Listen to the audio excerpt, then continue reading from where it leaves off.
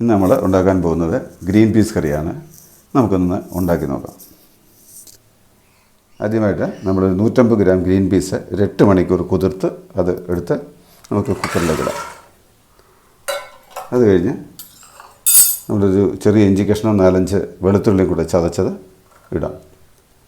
ഒരു പച്ചമുളക് കീറി അത് ഇതിനകത്തിലേക്ക് ഇട്ടു. ഒരു മീഡിയം തക്കാളി മുറിച്ചത് അത് നമ്മൾ കുക്കറിലേക്ക് ഇട്ടു. നമുക്കൊരു സവാള വലുതായിട്ട് അരിഞ്ഞത് അതും ഇതിനകത്തേക്ക് ഇട്ടു. പിന്നെ വേണ്ട നമുക്ക് ക്യാരറ്റ് ചെറുതായിട്ട് അരിഞ്ഞതാണ്, അതും കുക്കറിലേക്ക് ഇട്ടു. ഇനി 1 സ്പൂണ്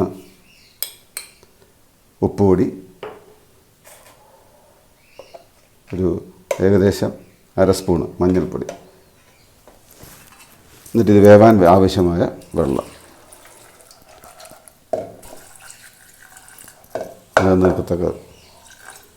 നികന്ന് നിൽക്കത്ത പോലെയുള്ള വെള്ളം എടുക്കുക. അത് നമുക്ക് ഇതെല്ലാം കൂടെ കുക്കറിൽ വെച്ച് ഒന്ന് വേവാനായിട്ട് വെക്കുക. ഫസ്റ്റ് വിസിൽ വന്നതിന് ശേഷം തീ കുറച്ച് ഒരു 10 മിനിറ്റ് ഇത് വേവിക്കാൻ വെക്കുക. നമ്മുടെ പീസും ക്യാരറ്റും എല്ലാം കൂടെ വെന്ത് വന്നിട്ടുണ്ട്. നമുക്കതിന് കടുക് വറുത്ത് യോജിപ്പിച്ചെടുക്കാം. നമ്മളൊരു പാത്രം സ്റ്റൗ വെച്ച് തീ കത്തിച്ചു. എണ്ണ ഒഴിക്കുക. ഒരു 2 ടേബിൾ സ്പൂൺ എണ്ണ ഒഴിക്കുക.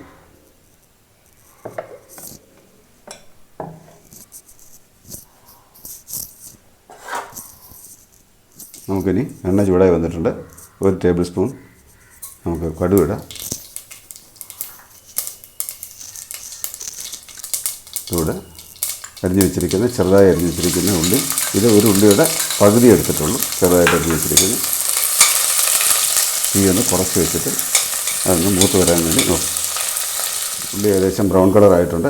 അതിലേക്ക് നമുക്ക് മുറിച്ച് 2 വറ്റൽമുളക് മുറിച്ചിടുക. കുറച്ച് കറിവേപ്പില അതിനകത്ത്.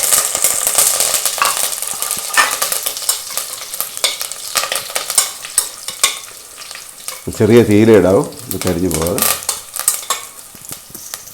നമുക്ക് ഒരു 1/2 ടീസ്പൂൺ കുരുമുളക് പൊടി, 1/2 ടീസ്പൂൺ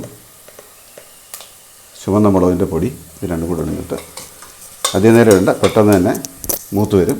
ഇതൊക്കെ നമുക്ക് നമ്മുടെ വെന്ത പീസും ക്യാരറ്റും എല്ലാം കൂടെ അതിലേക്ക് ഒഴിക്കാം.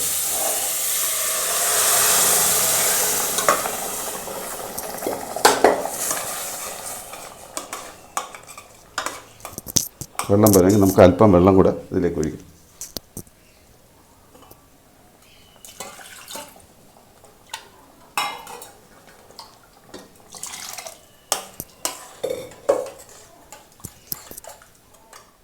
ഇനി നമുക്ക് 1 കപ്പ് തേങ്ങയും 1/2 ടീസ്പൂൺ പെരിഞ്ജീരകം കൂടെ അരച്ചാണ്. ഈ അരച്ചത് ഇതോടെ ഇതിനൊക്കെ മിക്സ് ചെയ്യും.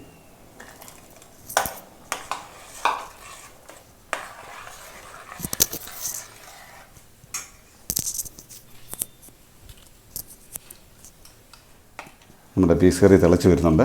അതിലേക്ക് ഒരല്പം ഉലുവാപ്പൊടി, ശകലം ഇടുക. അല്പം ഉലുവാപ്പൊടി, ഒരു 1/2 ടീസ്പൂൺ നമുക്ക് ഗരം മസാല ചേർത്ത് ഒന്നുകൂടെ ഇളക്കാം.